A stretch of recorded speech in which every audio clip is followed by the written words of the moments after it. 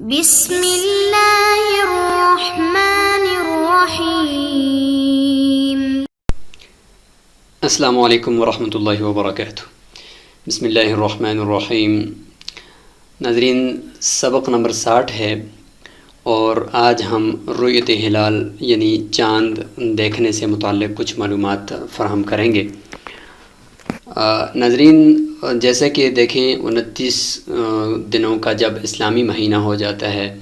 تو اس دن ہم کوشش کرتے ہیں کہ بھئی آج شاید چاند نظر آ جائے، چونکہ 27 دن اور کچھ گھنٹے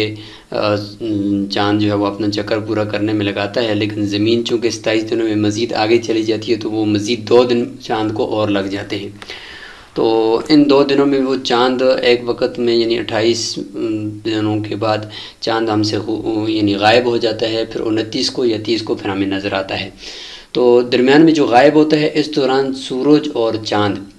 یہ دونوں ایک ساتھ غروب ہوتے ہیں، ایک ساتھ طلوع ہوتے ہیں، تو اس لیے ہمیں نظر نہیں آ رہا ہوتا۔ تو کبھی اگر ایسا ہو جائے کہ چاند تھوڑا سا پیچھے رہ جائے، یعنی 29 کو کبھی ایسا ہوتا ہے، کبھی 30 کو کہ چاند سورج سے تھوڑا سا پیچھے رہ جاتا ہے، تو اس پیچھے رہ جانے کی وجہ سے چاند کا ایک کنارہ ہمیں نظر آتا ہے جسے ہم ہلال کہتے ہیں، اور ہم کہتے ہیں کہ یہ پہلی کا چاند ہمیں نظر آ گیا۔ تو محاق جو تھا، محاق کنجکشن، جس میں چاند غائب ہو جاتا ہے 28 کو اور 29 کو یا 30 کو پھر جو ہمیں نظر آتا ہے، وہ محاق کا وقت ہوتا ہے جس میں سورج اور چاند دونوں ایک ساتھ غروب ہو رہتے ہیں۔ پھر جب نیو مون ہوتا ہے تو اس میں چاند ہمیں تھوڑا سا نظر آتا ہے۔ اس کی وجہ یہ ہوتی ہے کہ چاند سورج سے تھوڑا سا بعد میں غروب ہوتا ہے، جس کی وجہ سے ہمیں نظر آتا ہے۔ ایسا نہیں ہو سکتا کہ سورج کے غروب ہونے سے جو ہے وہ پہلے اگر چاند غروب ہو جائے تو پھر وہ ہمیں نظر آئے، ایسا نہیں ہو سکتا، کیونکہ سورج کی روشنی میں چاند ہمیں نظر آنا مشکل ہے۔ سورج پہلے غروب ہوگا، اس کے بعد چاند سورج کے اس احاطے سے تھوڑا سا باہر ہوگا تو ہمیں نظر آئے گا۔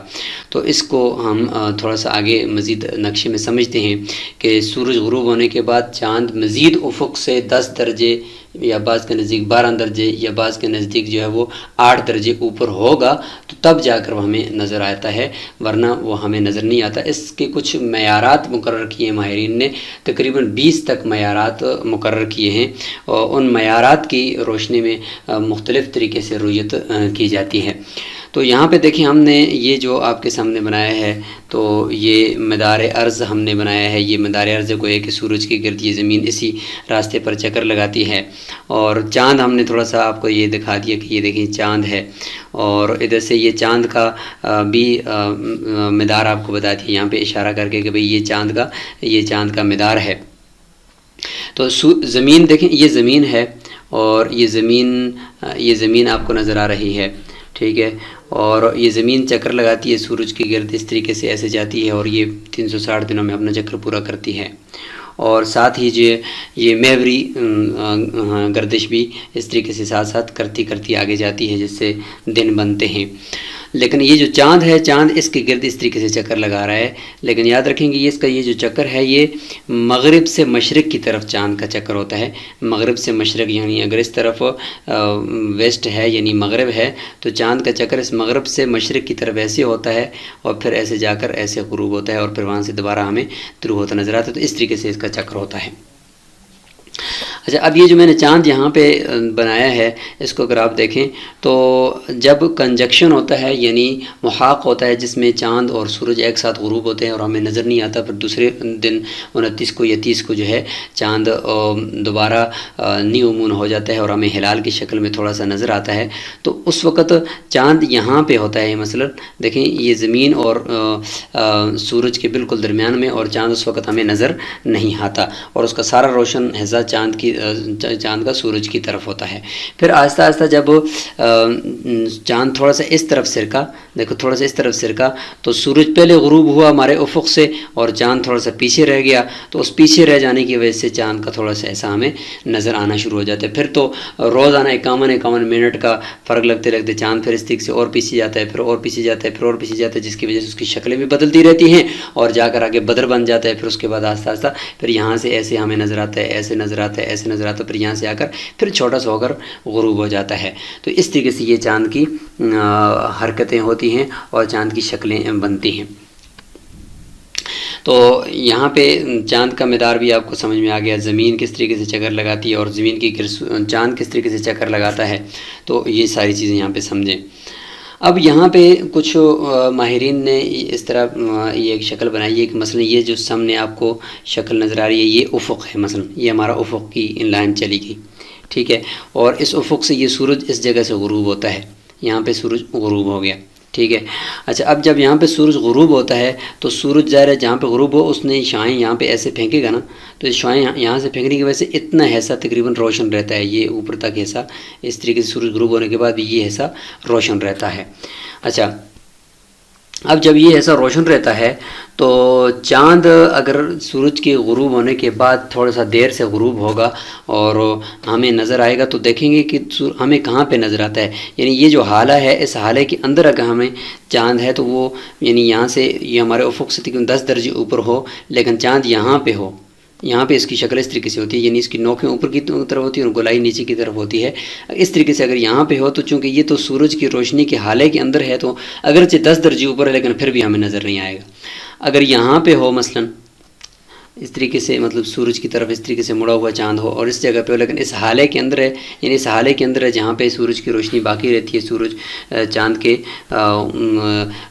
سورج غروب ہونے کے بعد جو چاند پیچھے ہوتا ہے، تو اگر اس حالے کے اندر ہے تو پھر ہمیں نظر نہیں آئے گا اگرچہ 10 درجے اوپر کیوں نہ ہو۔ ہاں، اس حالے سے تھوڑا سا باہر چلا جائے چاند، مثلا یہاں پہ ہے اس حالے سے یا یہاں پہ ہے یا اس جگہ پہ تھوڑا سا اس طرف کو ہے، تو یہ درمیان میں ہم فرق بھی معلوم کر لیں گے کہ سورج اور چاند کے درمیان فرق کتنا ہے، وہ اصطلاحات ابھی آ رہی ہیں۔ اور اسی طریقے سے عظیمت کیا ہے، یعنی شمال سے بطرف مشرق کتنے درجے پر آ کر یہ سورج غروب ہوا اور کتنے درجے پر اس وقت چاند کھڑا ہے، الٹیٹیوڈ یعنی افق سے اس کے اوپر جو بلندی ہے وہ کتنی ہے، وہ ساری چیزیں ہم معلوم کر لیں گے۔ لیکن اس کے باوجود بھی یعنی سب چیزیں معلوم ہونے کے باوجود بھی کبھی کبھار چاند نظر نہیں آتا، حالانکہ اس ساری شرائط پوری ہوتی ہے۔ اس کی وجہ میں نے آپ کو بتا دی کہ اس حالے کے اگر اندر ہوگا چاند تو ہمیں نظر نہیں آئے گا، کیونکہ ابھی تک وہ روشنی کے اندر ہے، اور اس حالے سے تھوڑا سا اس طرف سرکے گا یا اس طرف سرکے گا یا اس طرف سے سرکے گا تو پھر ہمیں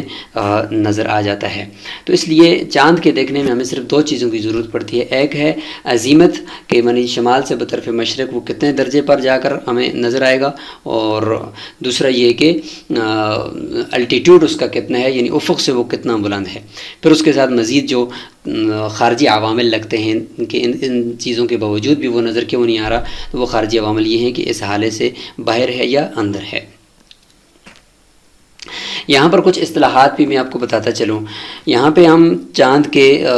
دیکھنے میں کچھ اصطلاحات استعمال کریں گے، اور آگے ایک اپلیکیشن ہم آپ کو بتائیں گے، سن اینڈ مون کیلکولیٹر، جس میں ہم آپ کو چاند دیکھنے کا اور نمازوں کے اوقات یا سمت قبلہ معلوم کرنے کا جو طریقہ ہے وہ اس میں ہم دکھائیں گے آپ کو۔ تو اس میں یہ چیزیں استعمال ہوتی ہیں۔ دیکھیں اس میں ایک ہے لیگ ٹائم۔ لیگ ٹائم کہتے ہیں فرق بین الغروبین، یعنی سورج کے غروب ہونے کے کتنے وقت کے بعد چاند غروب ہوگا، اس کو کہتے ہیں لیگ ٹائم۔ تو اس کا ہمیں پتہ چل جائے تو پھر ہم بتا سکتے ہیں کہ بھئی آج چاند جو ہے وہ نظر آنے کے امکانات کتنے ہیں، یعنی اگر غروب ہونے کا ٹائم اس کا زیادہ ہے چاند کا سورج کے بعد تو پھر ہم یہ کہیں گے بھئی امکانات زیادہ ہیں، اور اگر کم ہے تو ہم کہیں گے بھئی اس کے امکانات آج کم ہیں۔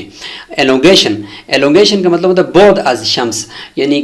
چاند کا سورج کے مرکز سے چاند کا فاصلہ کتنا ہے، یعنی اس جہاں پہ چاند ہمیں نظر آنا چاہیے آج، تو آج اس کا فاصلہ کتنا ہے، تو یہ ہمیں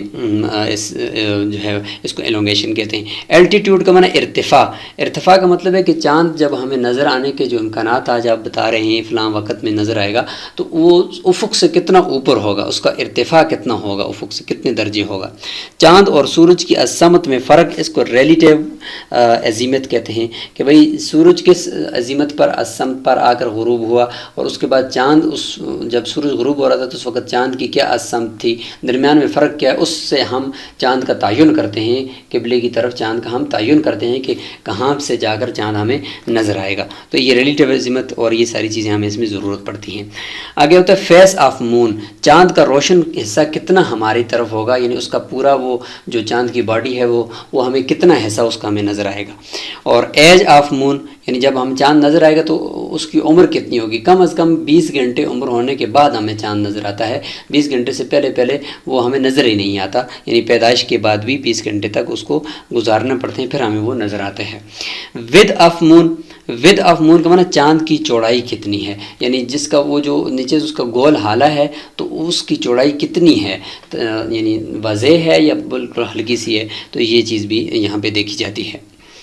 اچھا، اب یہاں پہ ہم ایک اور چیز بھی ذکر کرتے ہیں کہ آپ کو اس چیز کا تو بخوبی علم ہے کہ سائنس اس وقت ترقی کر کے کہاں تک پہنچ چکی ہے، تو ہر ایک چیز ان کے پاس کیلکولیٹ ہے، ہر چیز ان کے پاس یعنی بالکل اس کو قطعی کا، بعض چیزوں کو تو قطعیات کا درجہ بھی ہم دے سکتے ہیں کہ بالکل قطعی ہے، اس میں کسی قسم کا شک و شبہ نہیں ہے۔ سیاروں کی عمر، سیاروں کا یعنی باہمی فاصلہ اور نظر آنے یا نہ آنے کے امکانات، یہ چیزیں ساری کیلکولیٹ ہیں، اور وہ پیشن گوئی بھی کرتے ہیں کہ بھئی فلاں وقت میں نظر آئے گا، یہ حسابات ان کے پاس پہلے سے موجود ہوتے ہیں۔ اب اگر وہ کہہ دیں کہ بھئی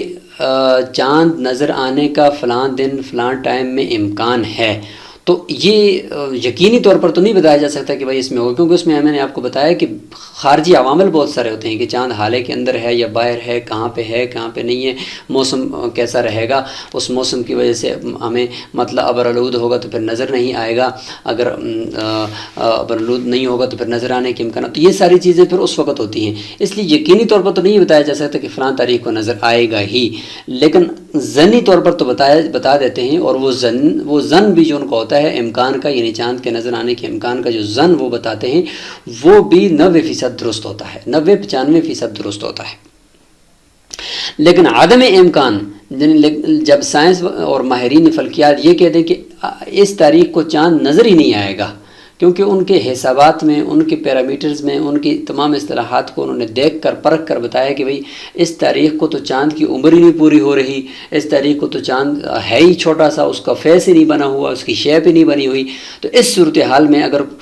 وہ کہہ دیں کہ بھئی چاند نظر آنے کے امکان اس دن نہیں ہیں، تو جس دن وہ کہہ دیں کہ امکان نہیں ہے، اس دن اگر کوئی بندہ اگر کہتے کہ مجھے چاند نظر آ گیا، وہ قطعاً جھوٹا ہوگا، اس کی بات کو رد کر دیا جائے گا، اس کی بات کو بالکل بھی نہیں لیا جائے گا۔ تو یہ بات یاد رکھیں ناظرین کہ ماہرین کی چاند سے متعلق خاص طور پر جو امکان کی بات کرتے ہیں تو وہ تو ظنی ہو سکتی ہے کہ بھئی فلاں تاریخ کو نظر آنے کا امکان ہے یا نہیں ہے، لیکن جب عدم امکان کی بات کریں تو وہ بات قطعی اور یقینی ہوتی ہے۔ اس وقت اگر کوئی بندہ آ کر گواہی دیتے تو اس کی گواہی کو پرکھنے کے لیے ہم اگلی ویڈیو میں آپ کو دکھائیں گے کہ اس کی گواہی کو پرکھنے کے لیے اس سے کیا کیا سوالات کریں تاکہ اس کے جھوٹا ہونا ہمارے سامنے واضح ہو جائے۔ تو اگر آپ اس کو افق سمجھ لیں تو ہم یہاں پہ آخر میں ابھی آپ کو تھوڑا سا یہ بھی بتا دیتے ہیں کہ چاند جب نظر آئے گا تو وہ اس کی شکل کس طرف کو، یعنی اس کی نوکیں کہاں کو مڑی ہوں گی اور وہ کس طرف کو ہوگا۔ تو اب اس کو اگر افق سمجھ لیں تو یہاں پہ اس طریقے سے اگر چاند ہو ایسے، تو یہ اس طریقے سے چاند ہوگا، کیونکہ جہاں پہ سورج غروب ہوا ہے نا، یہاں پہ اگر سورج غروب ہوا ہے تو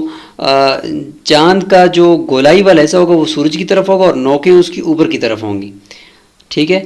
ایسے نہیں ہوگا چاند، ایسے نظر نہیں آئے گا جب نظر آئے گا افق پر، بلکہ ایسے ہوگا، اس طریقے سے ہمیں نظر آئے گا، اور سورج سے تقریباً اتنا دور ہوگا یا اتنا دور ہوگا، جہاں سے سورج غروب ہوا ہے اس کے بعد آپ کو بتا دیا جائے گا فلاں دن کہ بھائی اس کی ریلیٹیو عظیمت اتنی ہے، یعنی اس کے درمیان میں فرق سمتوں کے درمیان اتنا ہے، تو آپ نے اتنے درجے ادھر آنا ہے، اور الٹیٹیوڈ وہ کہیں گے اتنا ہے کہ یعنی 10 درجے ارتفاع ہے تو آپ اتنا اوپر جائیں گے، یعنی اتنا اس طرف آئیں گے اتنا اوپر جائیں گے تو آپ وہاں تک پہنچ جائیں گے۔ اب ان درجات کو کس طریقے سے ہم ناپیں گے کہ بھئی افق پر درجات، تو اگر آپ اپنی بند مٹھی کو، میں آپ کو اس کا طریقہ بھی بتا دیتا ہوں، یہ جو 4 انگلیاں ہیں یہ ہر انگلی 2 درجے کے برابر ہوتی ہے، اور جب اس پہ اس طرح انگوٹھا رکھ دیا جائے تو یہ کل 10 درجے ہو جاتے ہیں، 4 انگلیاں 8 درجے، اور یہ اوپر جب انگوٹھا رکھ دیا جائے تو یہ 10 درجے ہوتے ہیں۔ آپ نے اپنی آنکھ بند کرنی ہے، اور جہاں سے آپ کو افق نظر آ رہا ہے، یعنی سورج جہاں پہ غروب ہوا اور افق آپ کو وہاں پہ نظر آ رہا ہے، اور